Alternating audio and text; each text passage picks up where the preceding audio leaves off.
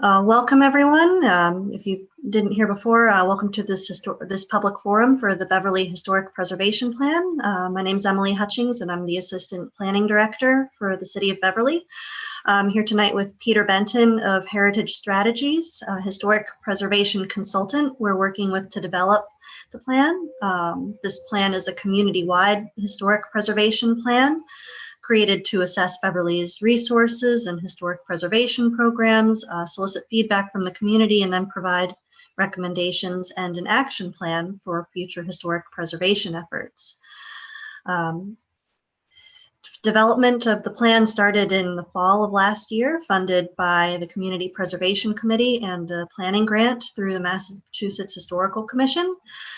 Due to the current COVID-19 health crisis, the community outreach portion of the plan was amended, but Heritage Strategies in the city hosted many interviews and focus groups, as well as a community-wide survey that received over 580 responses.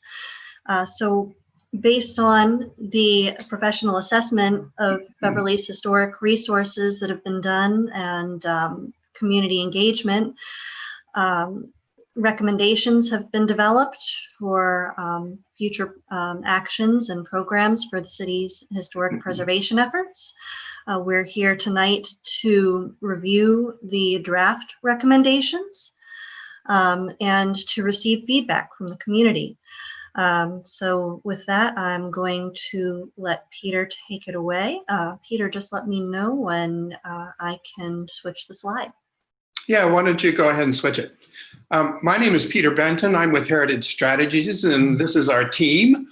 I want to thank Emily and Darlene in particular, and Denise for managing the project for us, and Emily in particular for keeping us all in line. She's been the project manager all the way through and has really kept it moving, especially in the face of the COVID, which, as she mentioned, happened just as we were about to come to town. The very week we were about to come to town to have focus groups and public meetings and private meetings as well. The project, as he mentioned, is being funded in part by the Massachusetts Historical Commission, and Michael Steinitz and Christopher Skelly have been very closely managing the project, and Elizabeth and I have been undertaking the work. Okay, Bev. Okay. Emily, slide. I wanted to just give a little bit of background on the previous planning documents. I was really impressed. Part of our job was to look at the planning history and to go back and look at previous planning documents. And I've really been impressed, really, over the last 50 years at what's been accomplished in Beverly and how things have changed. And a couple of the early ones I have listed there, the Historic Preservation Plan from 1987 was really good. And some of the recommendations they made then, we are making now again, because they really did a thorough and excellent job. The downtown revitalization plan, I'm not going to read through all of these, but the downtown revitalization plan in 1979 was a real grassroots effort to focus on the Cabot Street area in particular, and a lot of volunteer work was done, and I was impressed with how much they did and how much has actually come to pass through subsequent efforts. And I would also, lastly, cite the 1993 Historic Resource Inventory, which was really a comprehensive inventory of the entire city and provides the real, in addition to the volunteer work that had been done before that, provides a real solid foundation for historic preservation, identification of resources throughout the city. Starting with the 2002 Beverly Master Plan, the city has undertaken a whole series of planning and programming efforts. And I'm not going to go through them here. They're all listed. Some of them are listed here. And the city has really become pretty sophisticated in the documents it's prepared, culminating today in the Plan Beverly Comprehensive Plan. So let's go to the next slide.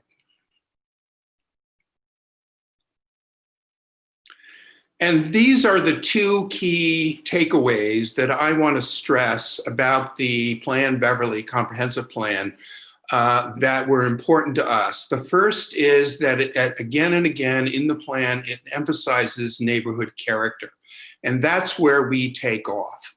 This historic preservation plan is going to be an implementing element of the comprehensive plan. And so we are trying to align ourselves with it and gear into it and support the recommendations that it makes, particularly with regard to the recognition and support of neighborhood character. And the range and variety of resources throughout the city, but especially in the downtown core, is really impressive. There's just mixes of resources all together from different periods and from different themes and different types. The idea of neighborhood character and that historic resources are key features of neighborhood character are sort of a starting element for this plan. And the other is the fact that there's going to be continuing growth pressure in Beverly because of Beverly's location and proximity to the Boston metropolitan area. You are experiencing growth and have been for several decades now, and it's really transformed the city. And it's underscored a pretty thriving economy, and that means change. And we have to absorb that change, and we have to work with it. And under these bullet points here, I've just listed some of the sort of structural elements of different parts of the city: inner suburbs, outer suburbs, villages, downtown, residential, historic quarters. All of these areas are under and going to be under, for the foreseeable future, continuing growth pressure. And we have to respond to that with some of the key ideas behind the historic preservation plan. So I just want to recognize Plan Beverly and that we are an element of its implementation. Let's go to the next slide. And so these are some of the key concepts behind the historic preservation plan. The first is, as I was just alluding to, we need to accommodate change in a way that reinforces and enhances neighborhood character. We can't prevent change, but we can shape it. And our goal is to prevent historic building loss, to encourage the appropriate treatment of historic buildings, which a lot of that has to do with education and just getting information into the hands of people and then context-sensitive design in terms of places where new construction is going to happen, and it's going to happen everywhere through infill development of one type or another, and we need to be able to accommodate it in a way that reinforces the character of the city, the character and identity of the city as a whole, and individual neighborhoods, which vary a lot in their character. Secondly, refocusing on downtown neighborhoods that are changing. There are areas of the city that are experiencing more change than others. Some areas are pretty stable, but will still have growth pressure. But the downtown neighborhoods, particularly the older core neighborhoods, Fish Flake Hill, the Goat Hill, Gloucester Crossing, the area between Cabot and Rantoul, these areas are really changing, and a lot of them have, some of them have predominantly rental units. And our goal is to encourage appropriate change and to actually use the investments that are going to happen in these neighborhoods to implement positive change and protect buildings from redevelopment, but to use the investment, the private investment and public investment, to revitalize and enhance these neighborhoods rather than degrade them. Continue to raise public awareness is something that we're going to have to do constantly. And we have some ideas in the plan about how best to do that. And finally, the city is a model of stewardship. I have actually been impressed with the work that the city has done, and some of the departments and staff, and the way that they approach historic buildings and parks and landscapes. I'm sure it's not perfect, but It's been pretty impressive. I'm impressed with the infrastructure, especially, for instance, the Cabot Street improvements recently, which are really great. And our goal is to incorporate historic preservation policies and concepts into public policies and processes throughout, no matter what the city is doing. Let's go to the next slide. So this is an outline of the historic preservation plan. This is the first of, I think, 2 slides. And the format has been mandated by the Massachusetts Historical Commission. And these 2 chapters, or the executive summary is yet to be written. It'll be an overview and outline priorities, but chapters 2 and chapters 3 are background chapters. The introduction, chapter 2, talks about historic preservation planning, really introduces the National Historic Preservation Program and the State Historic Preservation Program and how it supports historic preservation at the local level. It's really geared for grassroots initiative. Then by grassroots, I mean municipal as well as public, public as well as private initiative at the local level. There's an historic context, which is a brief history of the city, talking about the resources that are there. And that's drawn from previous documents, a couple of great documents that we were able to use to create that. And the history of historic preservation planning in Beverly, which I alluded to in the earlier slide, which was really interesting and illustrative of all that's been achieved over many decades by many volunteers and elected officials. And finally, an annotated list of partners and stakeholders, which we tried to be as inclusive as possible of how many entities there are in Beverly who have a role in the treatment of historic resources. And then chapter 3, investigation and analysis, really talks about the inventory of historic resources, the National Register, what's on the net register, what's not, the status of public awareness and engagement. We took a look at the municipal ordinances and regulations and a look at municipal policy and management. There's a lot of writing in these 2 chapters. I think one's 50 pages, one's 70 pages. It's a lot of background material. And it's interesting as background material, but the core of the plan is actually chapter 4. So let's go to the next slide. Chapter 4 is really the entire plan in terms of where we're suggesting things go in terms of the historic preservation plan. There's a vision, goals, and guiding principles, which I'm not going to go through right now. But I would like to say that I believe, and Emily, correct me if I'm wrong, everything here is, these chapters are all online, and we would urge you to take a look at these, go through the recommendations, and then get back to Emily and Darlene with your comments and suggestions and questions. So the organization of chapter 4 talks first about Beverly's historic preservation program, and we couch that in all of the things that the city does specifically related to historic preservation. And that includes the Historic District Commission, which is your flagship entity for historic resources and historic preservation in the city from the city's perspective. The historic properties inventory, the National Register nominations, local historic districts, landscapes, and outreach to property owners. And there's more than this in the chapter itself. And then we also talk about the other items at the bottom there, the public awareness, ordinances, policy, and mechanisms to protect investment in private historic properties, which are pretty much in line with the previous 2 chapters, but have specific regulations with recommendations with regard to those. And then chapter 5 is going to be a matrix that lists the various recommendations with supporting information about responsible partners, timeframes, and funding needs if funding is part of it. So I'm going to talk a little bit about some of the key recommendations in chapter 4. So let's go to the next slide.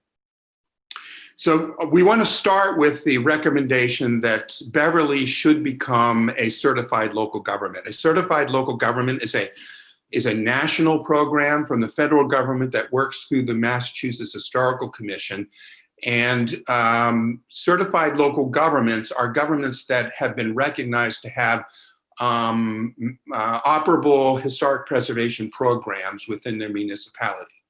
The advantage of becoming a CLG, or a certified local government, is that you have an increased opportunity for grants. And this project is supported by a Massachusetts Historical Commission grant. And all of your inventory work, National Register nominations, lots of different planning types of projects can be supported by grants through the Certified Local Government Program. And I believe there's about 26 municipalities in Massachusetts that are that are CLGs, and the money that comes from the federal government to the Massachusetts Historical Commission, 10% of that money has to be spent on grants to CLGs. That means 26 municipalities in Massachusetts are getting these grants, and there are like 300 and some, I believe, municipalities in Massachusetts, and they have to fight for the more limited grant program. So this is to your benefit. And the point is that Beverly has really become sophisticated over the last couple decades and is completely capable of becoming a local certified local government, and there's no reason not to, and take advantage of that funding opportunity. They also will provide you with technical assistance, which is also extremely important. Second thing is I want to mention the Historic Districts Commission. I have been very impressed with your Historic Districts Commission. They have conducted their meetings that I've attended extremely professionally. And I would just take an example, the recent meeting with the designers of the Depot residential project adjacent to the Depot. Their comments were professional, they were in-depth, they were congenial. It was an excellent meeting, and I just think that they're doing a great job. But as you will see in some of our other recommendations, we're suggesting that that their role expand, and to do that, there are ways that they're going to have to they can be strengthened and provide additional support and additional members and so on. And one way that their role can expand is by enhancing their role as an historical commission. The existing legislation creating the Historic District Commission gives them some responsibilities of a municipal historical commission, but there's also additional ordinances that actually makes them the city's historical commission as well. And there are, in the chapter 4, you will see a range of activities that they could undertake or should be undertaking as an historical commission, that that would get them more involved proactively with city boards, commissions, and committees. But it would take an expanded membership. It would take a lot of time. And I think that the role of the Historic District Commission can be enhanced as elements of the plan get implemented. And so let's talk about some of those elements. Next slide. Two here we have here which are really sort of public awareness elements. The first is identity and storytelling.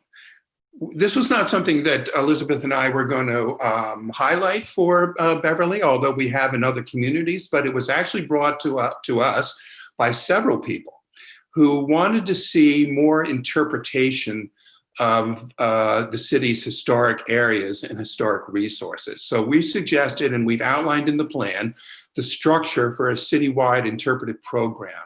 And it would focus on downtown, it would focus on public places and private places where people are willing to participate or interested in participate, organizations, for instance. So downtown, parks, trails, historic neighborhoods, historic sites, attractions, and it can be fully engaged with public art to take advantage of the Beverly Arts District and so on. There were two reasons that this was recommended to us. The first was really to strengthen people's support for the Cabot Street corridor, the main streets, Beverly main streets, and to help people better understand why those historic buildings that are along Cabot Street and elsewhere, really in the commercial corridor, what they are and why they're important. The second way this came up was actually in conversations with residents of historic neighborhoods. And they wanted to see their neighborhood histories told. And so that can be done because a lot of the neighborhoods are associated with public parks, and that can be done in parks and in a variety of other ways. And so this idea of doing a citywide interpretive program is one that would help to focus public attention on the historic character and how the city's historic character is influential in basically the city's quality of life. The second is the neighborhood associations. We've been impressed with the neighborhood associations that we've met with, and you have several that are really strong, in my view. And our goal then is to engage and support them and to use them as the vehicle for communication with property owners. Now, we weren't involved in the Plan Beverly engagement, but I think that you have a solid foundation in how to engage with property owners using the neighborhood associations as a vehicle. And I think that's why there was such a good response to the community historic preservation plan survey that Emily mentioned. And what we want to emphasize is neighborhood character in community planning. And so we would do that with the neighborhood associations in a variety of ways. And we would want to be providing workshops and information to property owners on preserving historic buildings. Okay, Emily, next slide. So I mentioned previously the historic properties inventory. The city has been, I guess the first inventory has been done in the late 60s, and then there was the one in 1993, which was really comprehensive, really excellent, and has identified resources throughout the city. And then there were subsequent follow-up inventories in 2016 and 2019. What we would like to do is emphasize that the inventory needs to continue, and that there's still a lot of resources that haven't been inventoried, and we need to do it on a regular basis rather than just every few years, every 5 years, every 10 years. It needs to be continuing ongoing. And what we want to prioritize is the inventory of entire historic neighborhoods. A lot of the inventory has been either individual structures or small groups of structures, small area surveys, which has been really good and very professional and well done and provides a solid basis. But what we would like to do is encourage the inventory of entire historic neighborhoods that will make those inventories useful in neighborhood planning and city planning throughout in support of Plan Beverly. So that is the priority that we're suggesting. And we want to suggest beginning with the more vulnerable downtown neighborhoods, and specifically, if I might mention, the neighborhood between the residential neighborhood between Cabot and Rantoul, from the waterfront up to Elliott, which has not been inventoried. It has, as I mentioned before, a whole range of resource types, street by street. Every street is different. And a lot of mix of historic buildings, and a lot of that area has rental housing in it, and that's where we're going to be seeing change as the rental housing gets rehabilitated with upgrades and changes, and we really want to know what we've got, and that's where we would start with the inventories, and then go neighborhood by neighborhood. Secondly, I want to mention the National Register of Historic Places. Now, both of these activities, inventories and National Register nominations, are probably going to be funded through grants. That would be the CPC grants and the Massachusetts Historical Commission grants, hopefully the Certified Local Government grants. And I would say the priority should be on the inventory of vulnerable neighborhoods that are experiencing change. But we also want to encourage National Register nominations of neighborhoods as well to enhance their identity and support planning efforts. Now, the National Register is an honor. It's an honor to be listed on the National Register, but it provides no regulatory review at any level, federal, state, or local. There's no regulation involved with being on the National Register. The only thing it does is actually protect the listed resources from federal intrusions that are inappropriate. So it's actually, there are protections for it, but only from inappropriate federal and state activities. But there is no local regulation, no individual property regulation. So it's, but it does really enhance identity, and it's a status to be listed on the National Register, because you have to meet professional criteria to do so. And so we would recommend this for neighborhoods that are looking to enhance their identity. There were recommendations that Goat Hill be nominated, but certainly the neighborhoods east of Cabot to the Cove could be on the National Register. Washington Street could be on the National Register. Lots of different neighborhoods could be on the National Register here, if they so choose. The residents have to want it. Okay, let's go to the next slide. And then here we have two recommendations that both involve local regulation. And the first is local historic districts, and the second is conservation districts. And they're similar, but they're different. Right now, you have a local historic district in Fish Flake Hill down near the waterfront. It's a relatively small area, and it was first established in 1971 or 1972. And it hasn't changed in terms of the local National Register, the local historic district size.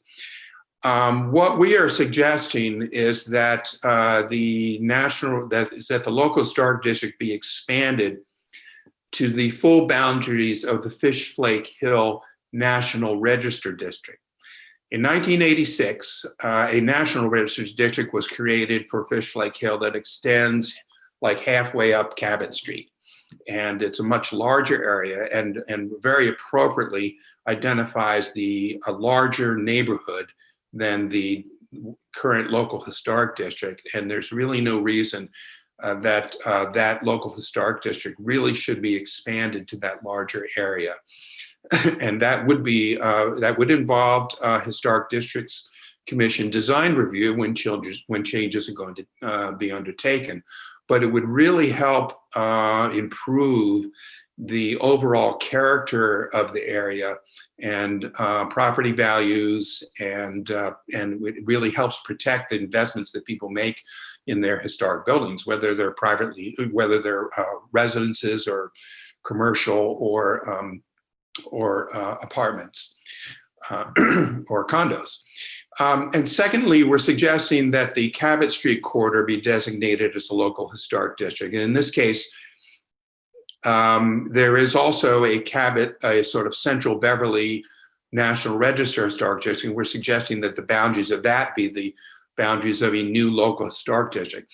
And this is really to enhance the treatment of the buildings along Cabot Street, and to really protect them from vulnerabilities that could happen from overdevelopment. And the only way that you can really protect an area is by having a local historic district that enables you to negotiate redevelopment proposals. And a lot of the buildings along Cabot Street are going to be vulnerable because they're small, and there's going to be development proposals for larger buildings and possible building loss. And so this is really a potential protective measure to not only enhance the quality of design, but also to protect the existing character of the district as it is. And then finally, we're suggesting that Beverly Farms Village be considered as a local historic district. And we've been, in conversation with some folks who we've interviewed from Beverly Farms and Beverly Farms Village. There have been certain projects that have happened in recent years that have been in the public eye. And the becoming a local historic district would give the local residents a stronger say in what kind of development happens in the village. And of course, this would have to be supported by, and it had really have to be at the initiative, I think, of the property owners within the village. Conservation, and so happy to discuss that more, but these are primary recommendations. These are sort of important things that we think the city is ready to do and could do. Conservation districts are similar to local historic districts, the difference being that the guidelines that they follow are less stringent or less, they're more general in nature. The overall purpose of them is to prevent the worst. That is, you don't want to lose porches off of buildings. And so you don't want to lose important features of a building. And so the conservation district looks at the neighborhood in a more general way with the aim of just preventing buildings from being, their character from being destroyed, but it does not get into the level of detail necessarily that a local historic district might. And the other aspect of a conservation district is that it's reviewed at the staff level with historic district commission support, but it's basically planning staff who would make the review. There would be a checklist. It would be very simple. There's really no delay unless something's being proposed that would in fact be controversial. And the conservation districts is a simple mechanism, but yet a mechanism that can really help these changing neighborhoods. And so we're suggesting that the Cabot Street, Rantoul Street residential neighborhood that I mentioned earlier for inventory work also become a conservation district, because we anticipate a lot of change happening in there over the next decade or two. And this will just help guide change, but in a way that will enhance the character and preserve the character, but not be overwhelming in terms of regulatory burden. We also suggest that the Beverly's historic road corridors become a conservation district. And now your historic road corridors, being Cabot and Dodge and Essex and Hale, are your oldest historic features. And the oldest historic buildings were agricultural buildings that were along those road corridors, and a lot of them still survive, and there's been a lot of development that's happened around them, and some of that development is historic as well, historically significant, late 19th, early 20th century neighborhoods.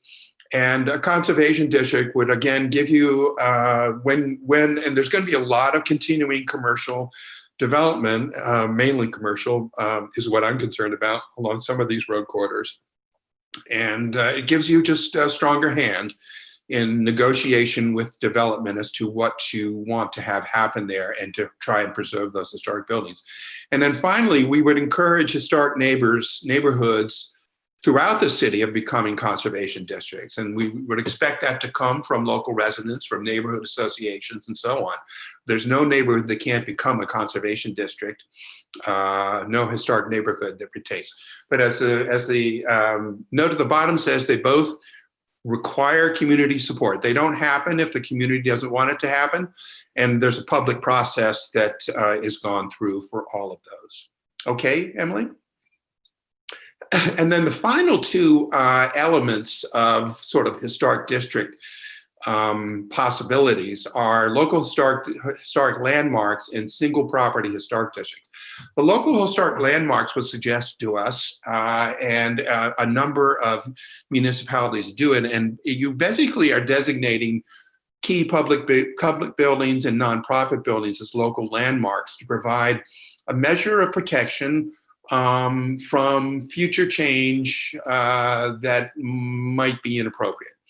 Now, you have, I think, a very responsible city that takes care of its public buildings.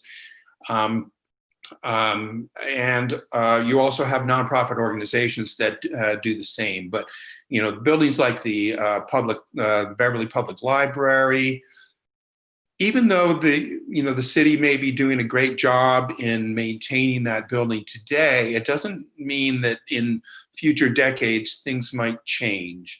And so this is really a measure to help protect those landmarks and to draw attention to them and really just give them a measure of review that would provide some protection. The single property historic district is really an interesting mechanism, I think. It allows for an individual property owner to have their historic home designated as a single property historic district.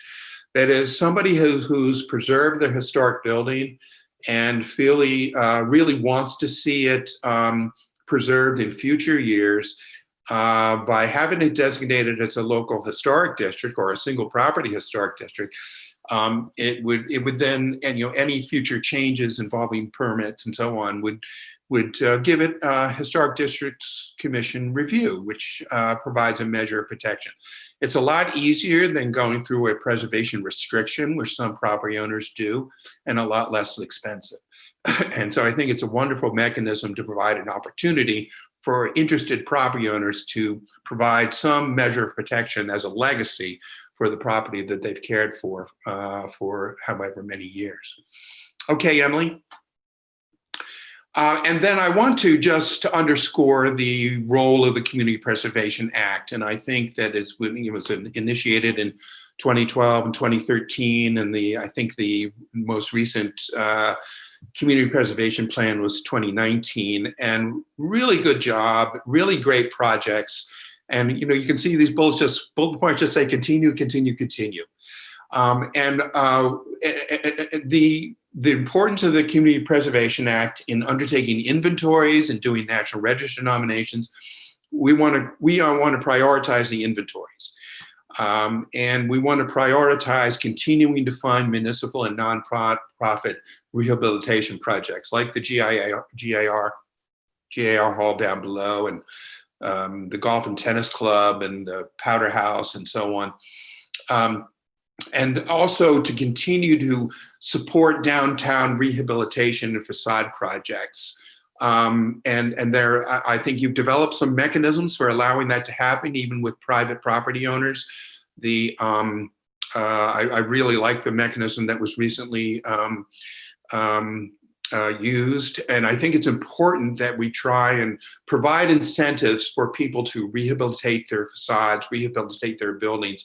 And these can do that. And finally, we want to explore some opportunities for small grant programs and revolving loan programs and other things as well. But these are the priorities that we would like to commend to the city, and also just to really support the work that you've been doing through the Community Preservation Committee.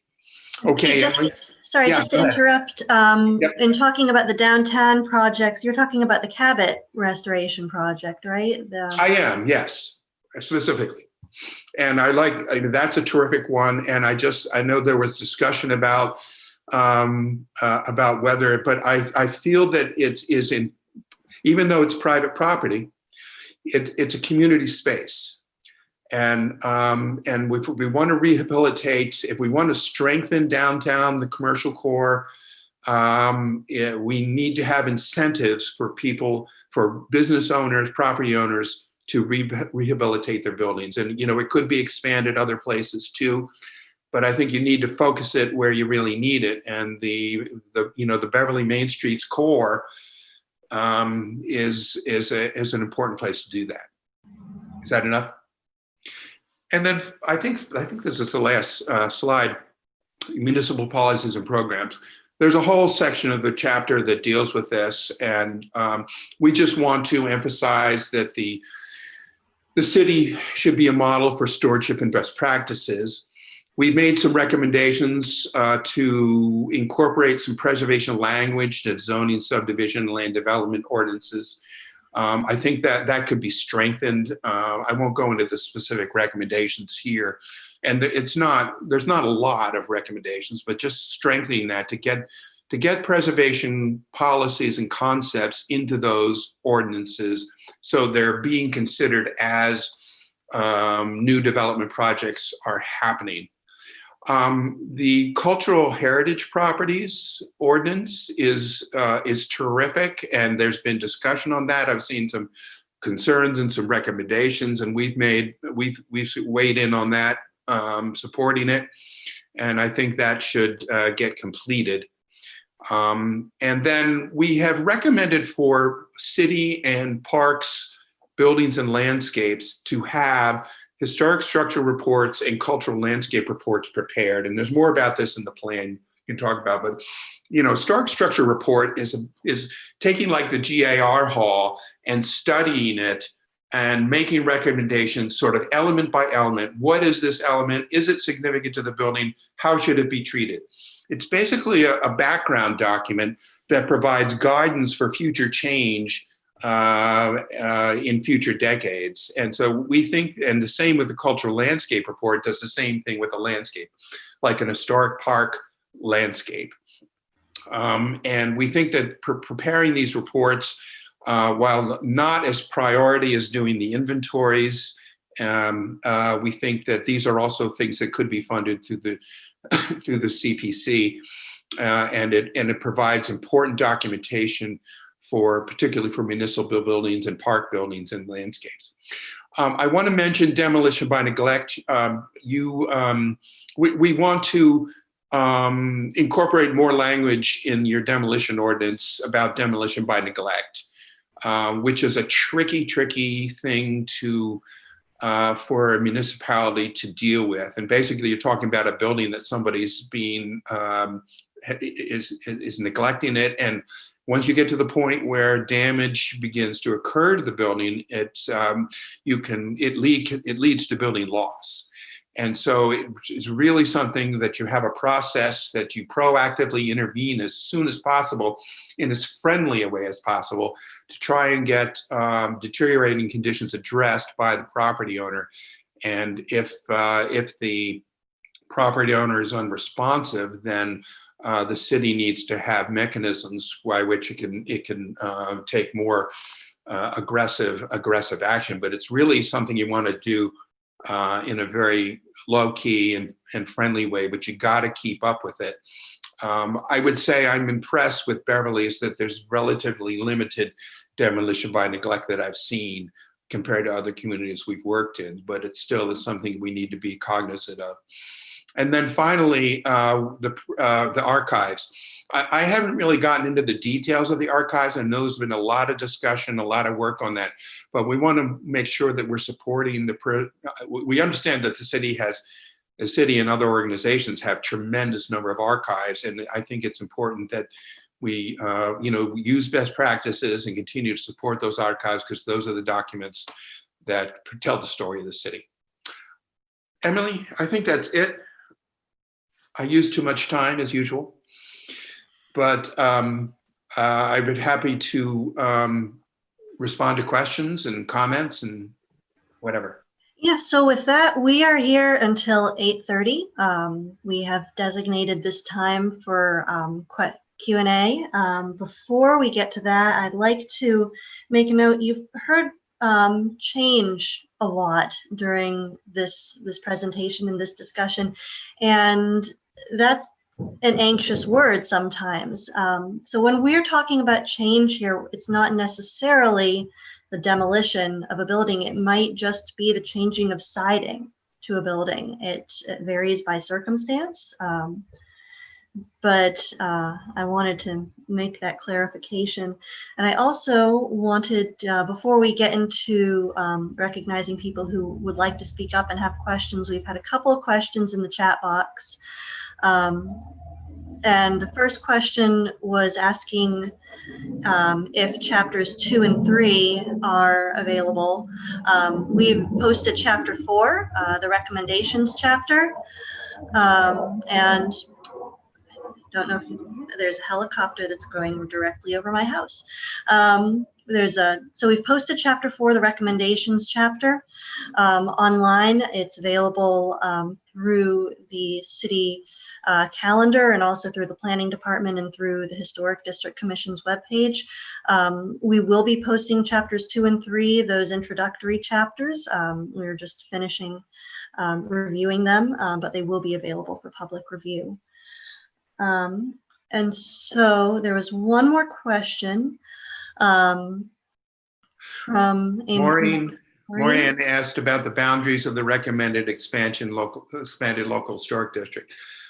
So the Fish Flake Hill Local Historic District, we're suggesting that it be expanded to the same boundaries as the National Register District.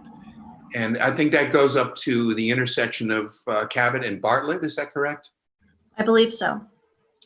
On lower Cabot Street. So those, that district is, there's a map on the city website that shows that National Register District, and you can see what the boundaries would be. Yeah, that was your question, I think. And so for other questions, we're getting another question in the chat, but so you can respond with questions in the chat box, or you can raise your hand. We have one of our friends from IT here tonight, and we can recognize you, so you can actually speak and ask your question in person if you raise your hand. So our next question from Stacy says, how do you suggest we maintain the availability of affordable housing options? And do you suggest supports for homeowner improvements like siding?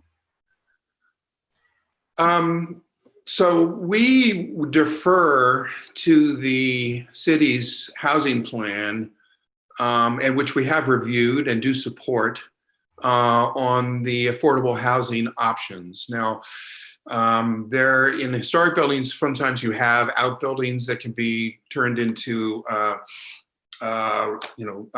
rental units and things like that. But we really did not address the affordable housing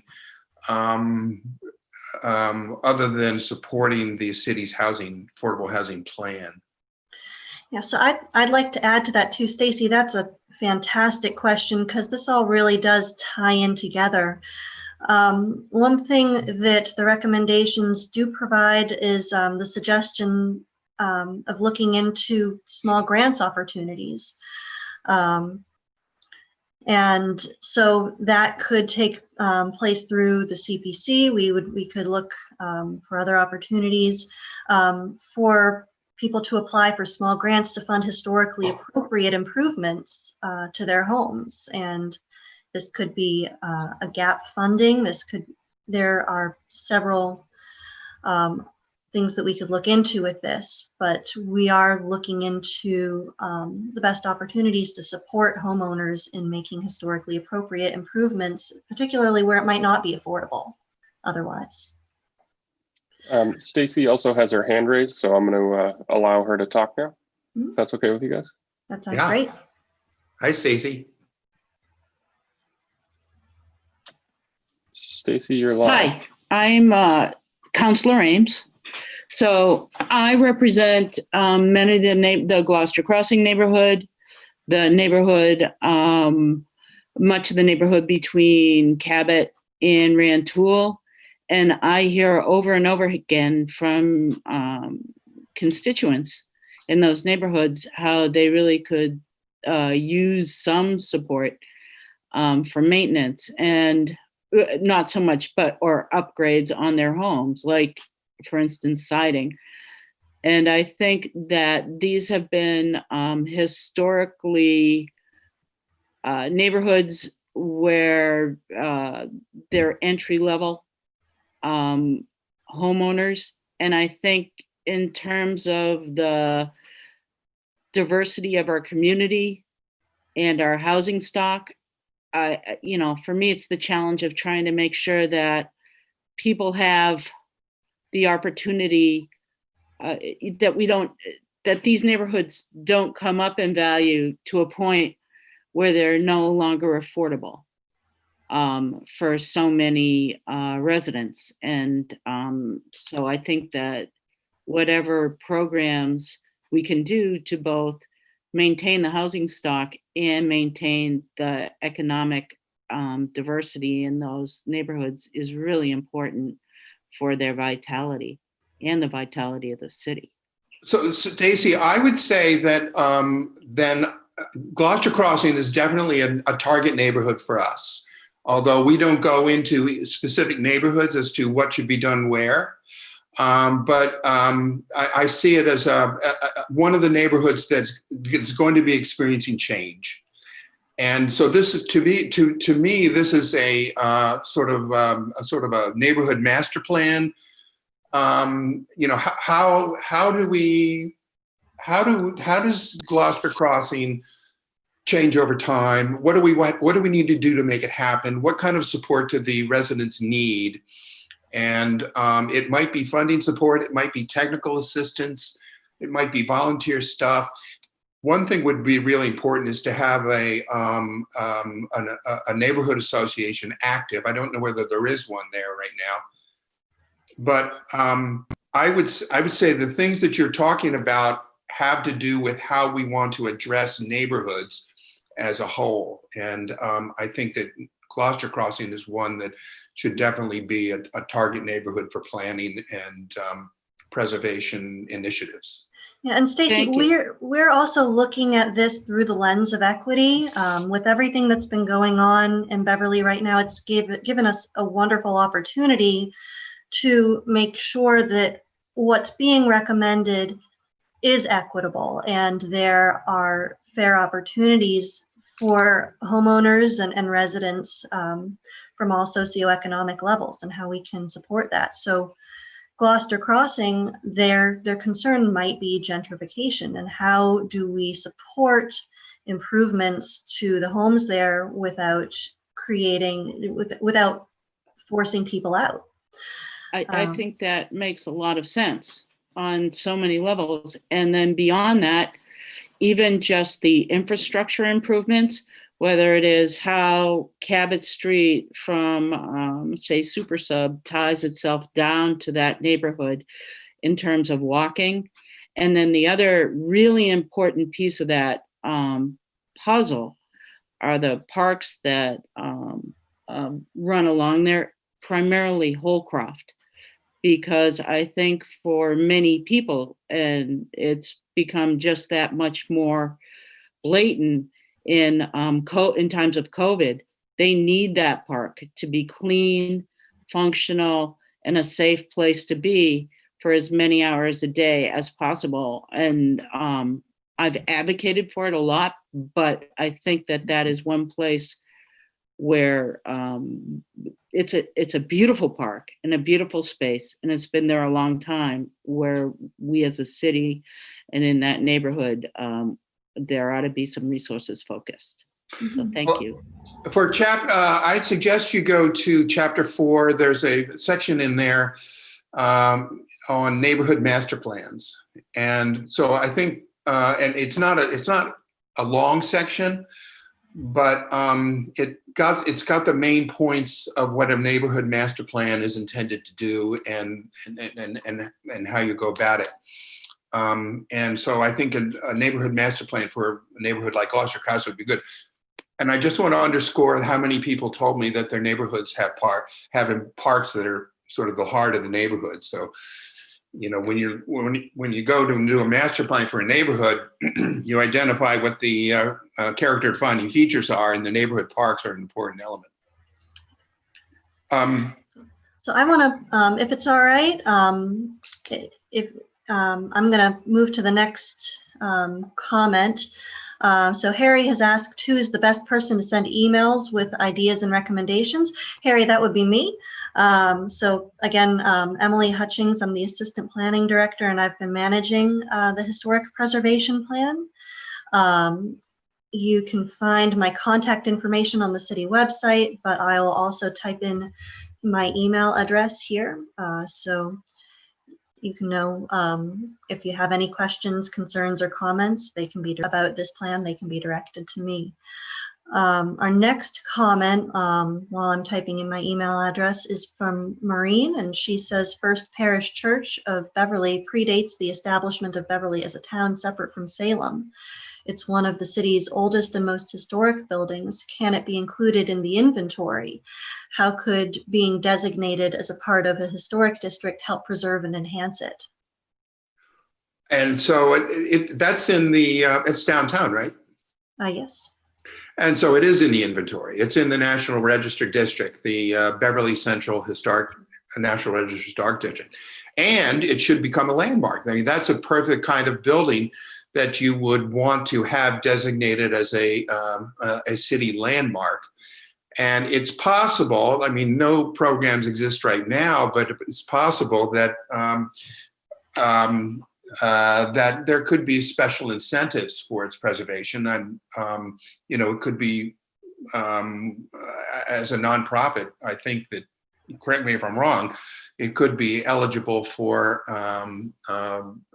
maintenance or rehabilitation funding. Isn't that right, Emily? Yes, as part of the National Register District, it is available, or it's eligible for historic funding through Massachusetts Historical Commission programs and for rehabilitation tax credits as well. So, as an example of the Massachusetts Historical Commission's program, they have what's called the Massachusetts Preservation Projects Fund for restoration improvements, and that is what we received a grant for the Beverly Powder House to help restore that. So that might be a good option just as an example.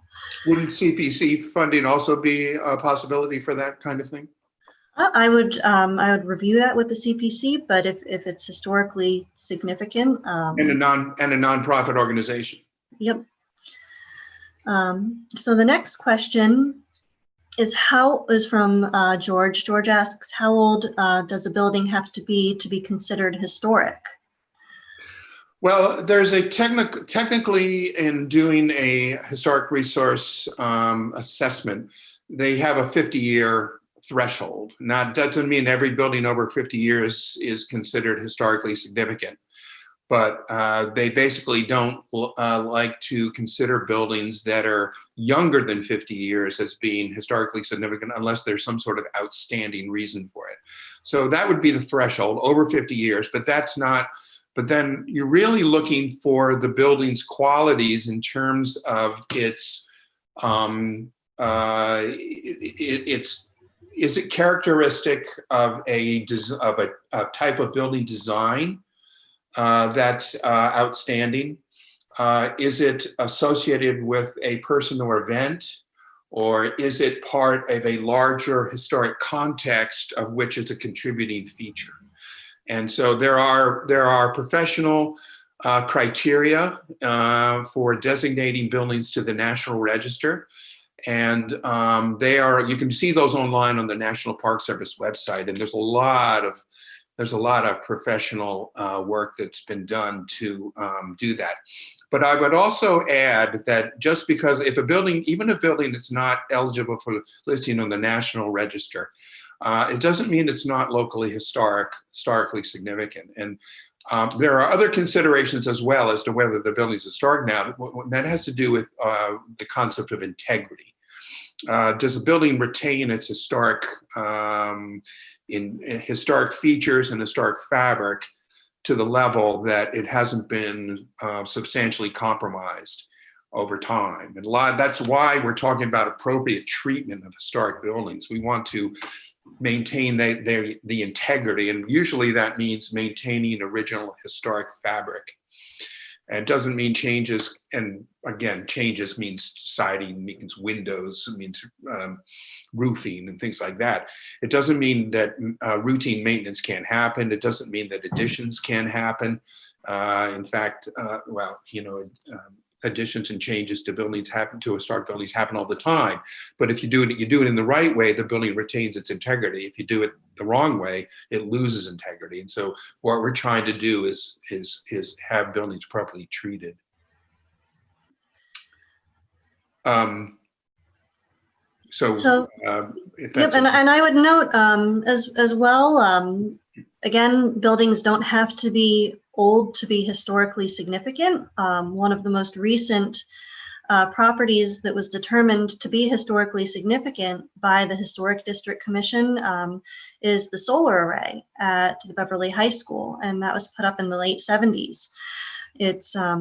So it's newer, but it was one of the first of its kind, and it's very unique. It's one of the last standing of those first sets of solar arrays, and so it has great historic significance without being old, comparatively speaking. And most of the historic buildings in Beverly are contributing features to an historic neighborhood. So they don't need to be individually designated. They can be part of a larger area. So our last comment so far is from Harry. It says, is it possible to develop a plan where homeowners are allowed a real estate tax rebate or credit for doing appropriate renovations, or perhaps a stipend from the city as a form of reward or recognition? I'd like to speak to that, Peter, if I may. I'll let you speak to that one. I think it's that's a wonderful idea, and I think if cities could do that, we would. I'm not sure if it's possible at this point, simply because there are so many things that are needed right now, and there's just so much. There's so much that's happening. There's so many things that the cities would like to facilitate, that we just have to look at what's needed. And that's the same thing with home ownership, with open space preservation, different things. So it's something that it could be something that comes up later down the line. I don't believe it is a specific recommendation for this plan, though. We don't. It's a hard thing for cities to do, because if everybody did it, and nobody would be paying taxes. So it's really hard to get elected officials to apply tax monies. That said, it's possible to do in some way or another. Some communities, in particular, use a freeze in assessments.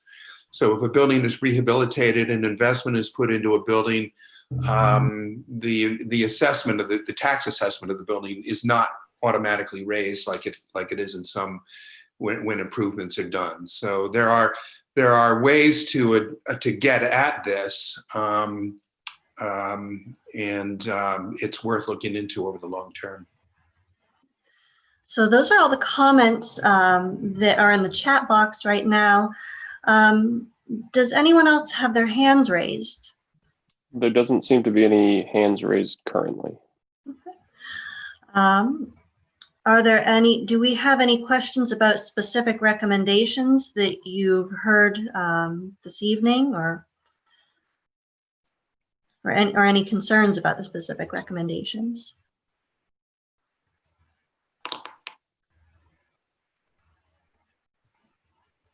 Thank you, Maureen. I was just about to say, is anyone exuberant or enthusiastic about it? But How long is the comment period? That's a very good question. So we are required to finish this plan up per our grant agreement by the end of October. So we'll be receiving comments for the next 2 weeks that we will be able to hopefully review and incorporate, but then we'll need to finish up the draft and submit a final plan. So and Historic Beverly is asking if the recording will be available for viewing. I believe it will be. Yep. So the recording is being streamed by BevCam right now. We are also recording it, so we I think have our bases covered. And if Historic Beverly, whoever you are, if you have any particular questions, please don't hesitate to reach out to either Emily or me.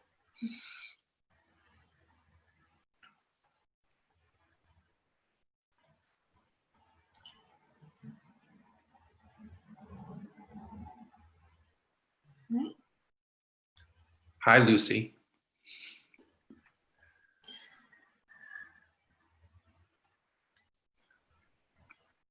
So let's see.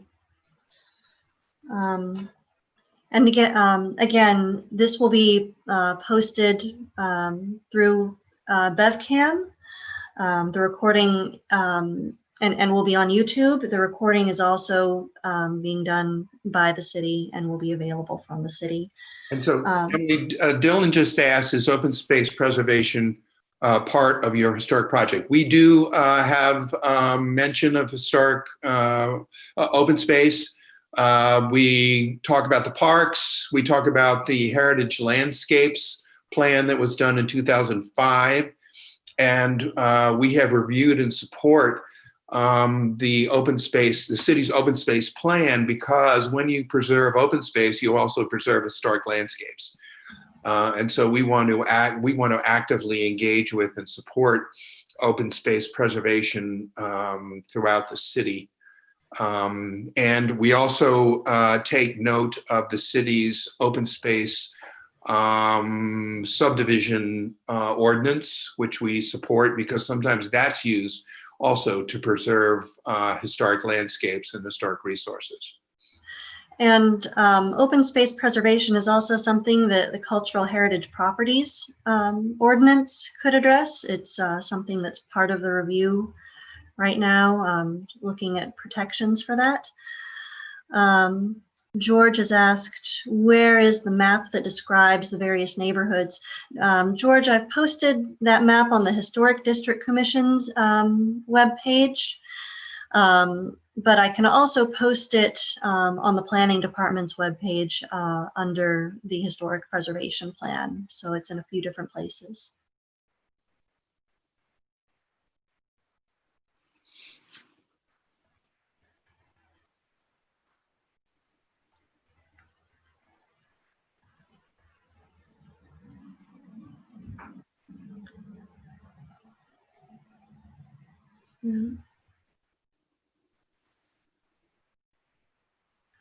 So it is 8:12. We have about 18 minutes left. Oh, there we go. Here's another question. Could you post the committee info to follow up on my question about open space preservation?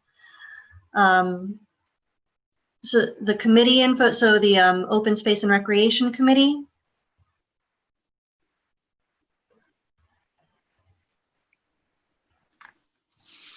Is that what you're referring to?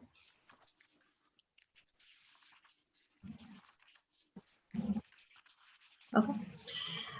Yes, I can post that information. And if you want to let's see, it might be easiest if you email me. I can send you the information on the Open Space and Recreation Committee and the ordinances. So we have a question from Peter. It says, how do recommendations of the plan get turned into action?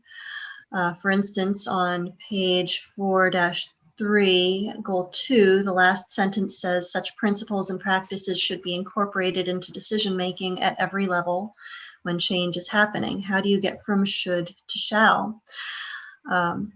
So Peter, that's a great recommendation. That's a great question. So this plan is just that, it's a plan, and we have an action plan, and some things can be pursued by the city and by the Historic District Commission, and some actions need community support. And that's part of what our action plan gets to is when we look at all of these different recommendations and look at who needs to be participating in these actions and who the city needs support from to complete these actions, or who community members need support from to help pursue these actions. And some of the language gets into decision making through the ordinances, and so we make some language suggestions with regard to existing ordinances as to how some language could be added to incorporate principles and practices into decision making. We also would underscore the role again of the Historic Districts Commission as a municipal historical commission. That means that with staff support, they should be cognizant of what's happening in the different boards, committees, and commissions. And when there are issues relative that might impact historic resources, buildings or landscapes, they should be involved in providing information to those boards, committees, and commissions, and recommendations to them, and be really an advocate for them. And it means they have to be proactive, but mostly they need to know what's happening in the different committees, commissions, and committees, and that takes some staff support. Yeah, and Peter, as city staff too, it's our job to know how to get from point A to point B. So we're able to connect with people who are interested in action and say, this is how you do this, and this is how you gain momentum. This is who you need to communicate with, and this is the way forward. And as well as the action plan, providing that that information as well. Thank you.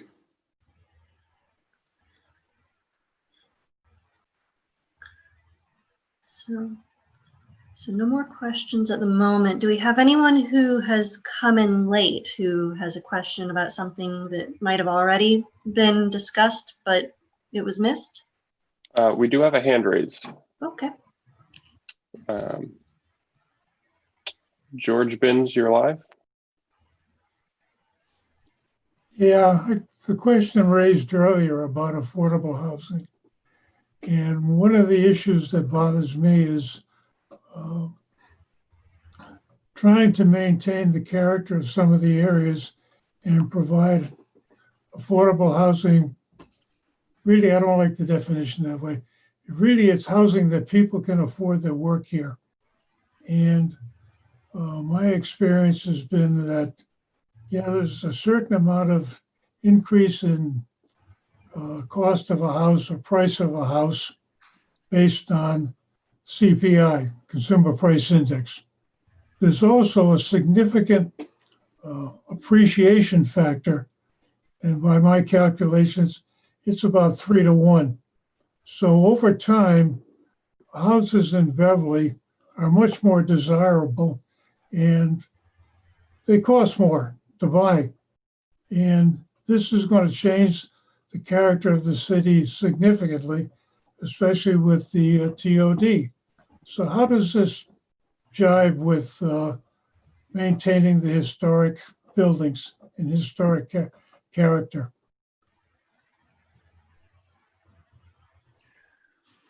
I'm not sure what to say. The changes that, and maybe I'm misunderstanding it, but the changes that I see happening throughout, especially vulnerable neighborhoods, are changes where buildings are being upgraded. They're being upgraded. Rental buildings are being upgraded for higher rents. Buildings that have been maybe not terrifically maintained over the years are being purchased and renovated. And all that investment is doing exactly what I think you're saying, is that they're raising the property values and raising the rents, and that is an issue. That's the affordable housing issue as I see it. But this, I think this also goes back to Stacy's concern about how we look at historic preservation in the context of affordable housing, and how we support members of our community who have houses now, and how we look at those together. So really, it's a tough question. But one of the things that historic preservation can do is look at how communities and neighborhoods are now, and address what could happen, and find ways to make sure what does happen is a positive change, or you maintain positive features and characteristics and support for the community.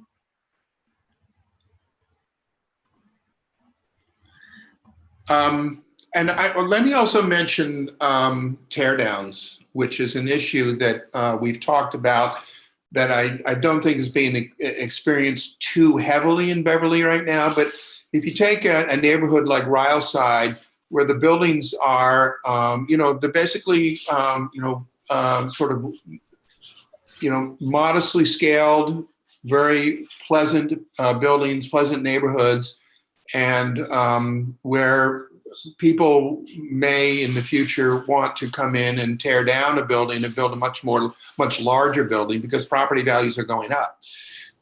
And that's not exactly affordable housing, but it is it is a threat to the neighborhood character and to buildings that are sort of modest in size and therefore more affordable.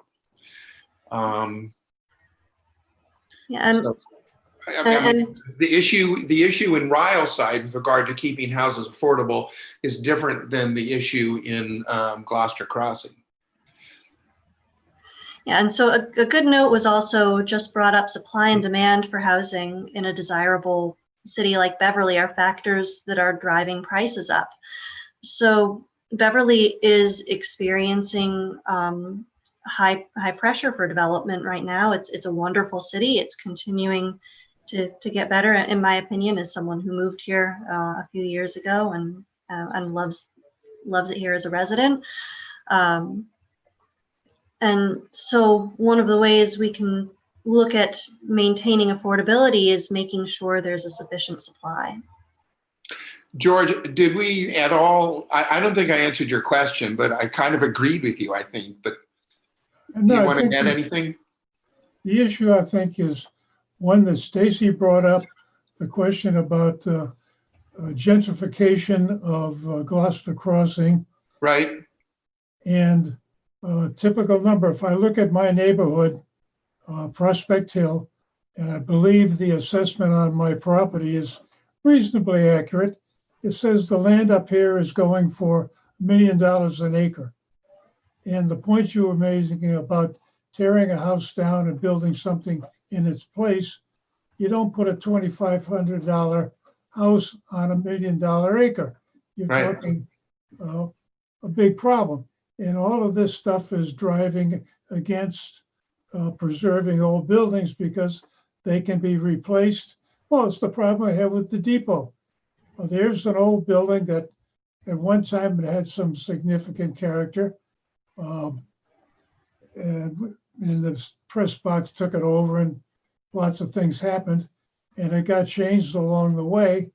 And as I hear the instructions going down, the only thing they're preserving is a couple of railings and a balustrade or two. Everything else has changed, but it's trying to be preserved, and it's contrary to the value of the piece of property it's sitting on. It's just not justified.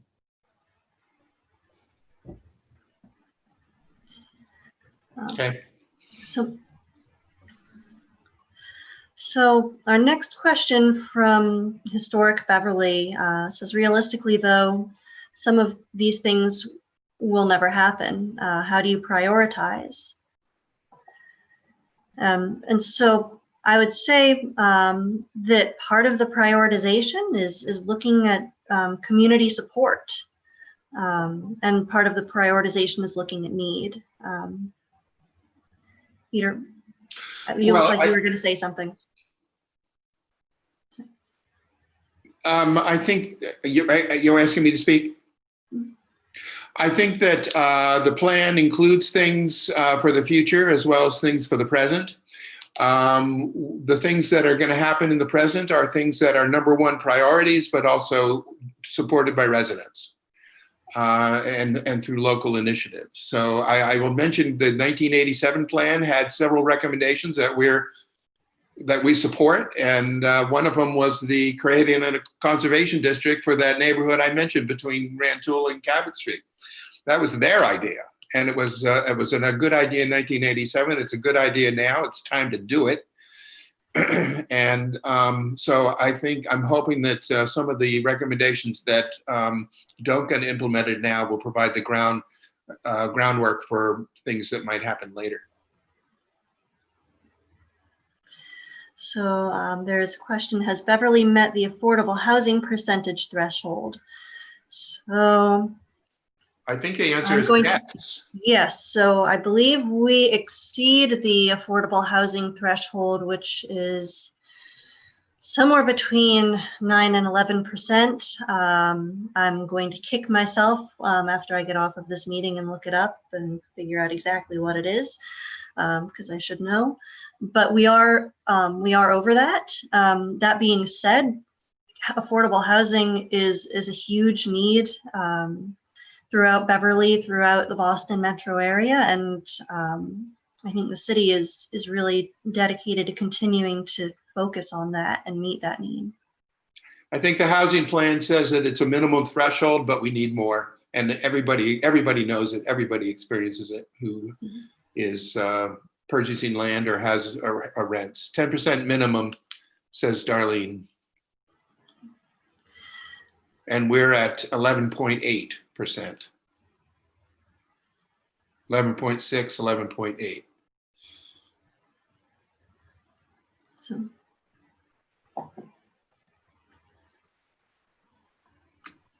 We do have one more hand up. Dylan.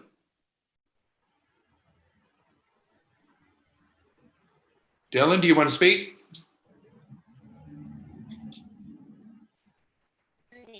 Okay, hold on. Can you hear me now? Yes. yes. Yes. Okay. Good evening. I'm sorry. My I'm name is sorry, Diane. I'm My sorry. name is just spelled D-Y-A-N. I'm sorry. My mistake. Apologize. That's okay. Too Diane. many people think I misspelled my name. It's okay. Yeah, so the reason I was asking a little bit about open space and affordable housing is because I actually work in a community that hasn't met the threshold, and I get very concerned because I do believe that cities and towns are more valuable the more, when they have a decent amount of open space. That's what attracts people to these areas. And so for communities that have not met their thresholds, I often see that, developers, they always want to come in and they're like, oh, if I sell some of my units as affordable housings, they sometimes, make a lot of money and, build these big developments that are not consistent with the neighborhood, and sometimes can just really congest an already busy city. And I just wanted to really know what Beverly is doing with keeping the balance, because like you said already, the housing market is very strong. Beverly is a very attractive community, and I cringe every time I watch the open space dwindle, and I'd rather much see already developed space repurposed in a more suitable fashion or efficient fashion. And I just don't know where Beverly stands with that, and it's a huge concern for me, just because of my my love for all things green, if I would say. Yeah, Diane, I'd say that that's a priority of the city. I'm not sure if you were able to attend some of the master plan public meetings or look at any drafts for that, but that is a huge priority of Plan Beverly, protecting open space and redirecting development into places that are where it is more appropriate.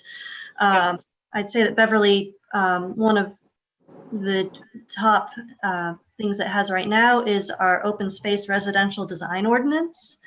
And so if there is a significant subdivision in an area where there's clearly open space, it requires different designs that protect open space to be presented to the planning board.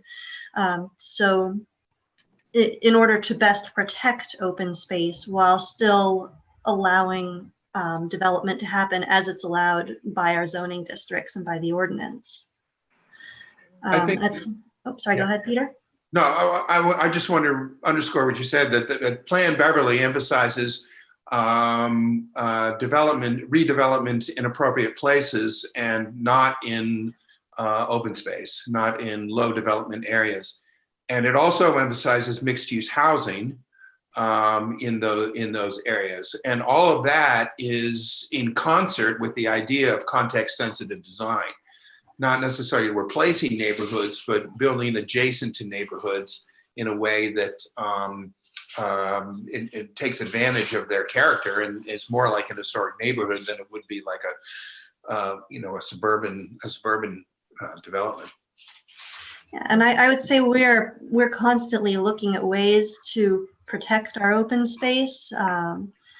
One of the ordinances that this plan recommends, the Cultural Heritage Properties Ordinance, it looks at open space, and again, it's only in draft form right now. It's something that we're still working on, but that and other we have that and other opportunities to look at in terms of protecting open space. Yeah, we're proactively going after. One of the big threats in the sort of outer suburbs area, the Beverly Farms area, is sort of larger properties that may frequently have historic buildings on them that can be redeveloped and subdivided, and then frequently it's hard to do it by still retain the historic building. So that's one thing that the Cultural Heritage Properties Ordinance is hopefully helping to address. But it is an issue in the subdivision and land development process to try and that kind of pressure is going to happen. And so we have to be alert to it, and we have to be aware. And when a property is going to be subdivided, we need to try to encourage the developers to keep the historic buildings and appropriately treat them, and add new dwelling units in a way that preserves the character of the landscape and the character of the buildings property. So I can see it is a little past 8:30. Do we have any other questions or raised hands? I don't want to cut anyone off. Diane raised her hand again, but she's still allowed to talk. So Diane, if you have a comment.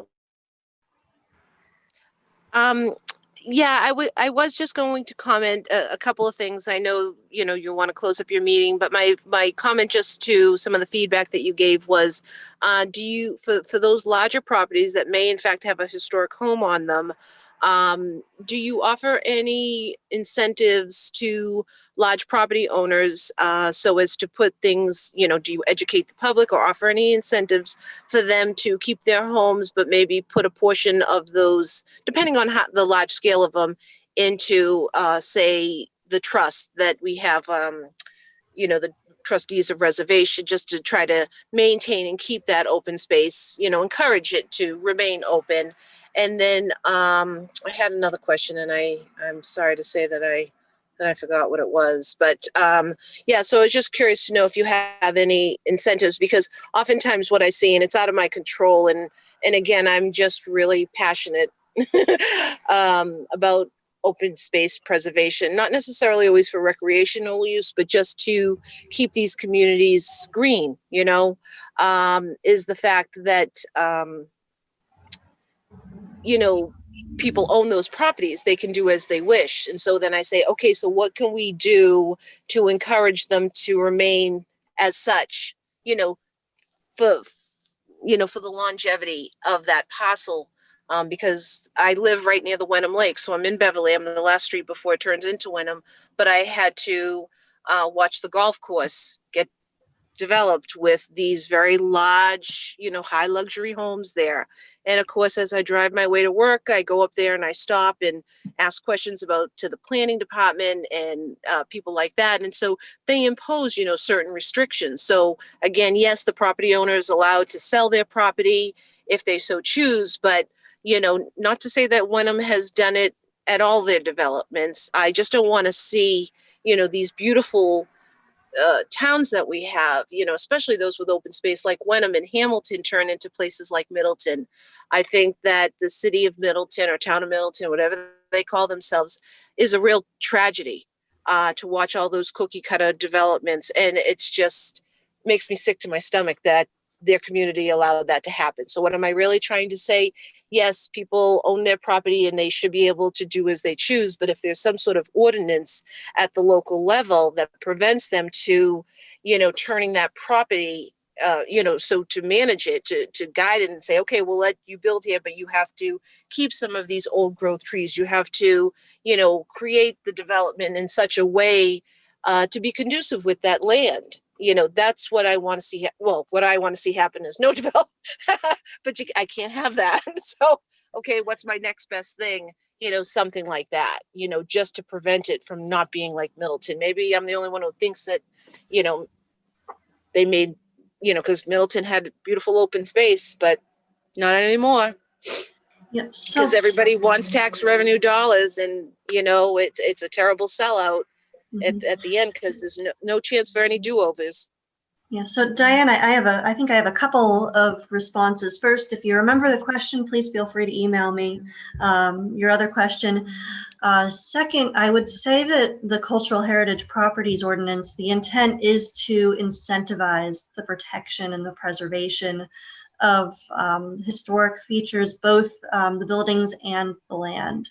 And third, I'd recommend that you follow up with our staff environmental planner, Jenna Parada, or about the Open Space and Recreation Committee. They're actively looking at ways, just consistently looking at ways to protect open space, and they do try to work with property owners who own large properties, just to make sure that they're aware of the opportunities that they have to protect their open space, and so they can be proactive about addressing open space. And so we can be proactive as well in protecting what's valuable to our community.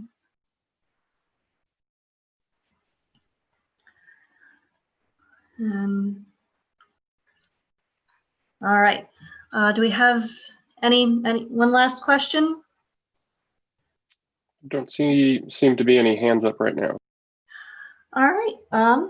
Well, then I am going to draw the meeting or the public forum to a close. Thank you so much to everyone who has been able to attend and who has asked questions and participated.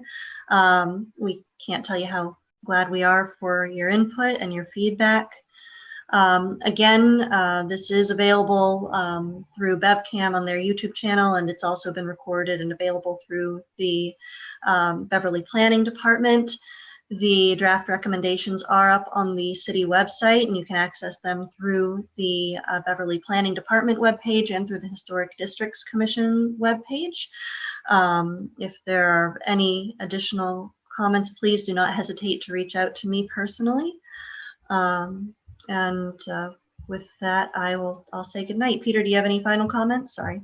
Thank you to Garrett for running the technology. Yes, thank you, Garrett. You're welcome. Stephanie for setting it up. All right, so I think we're ready to close it out. Thank you very much. Thank you.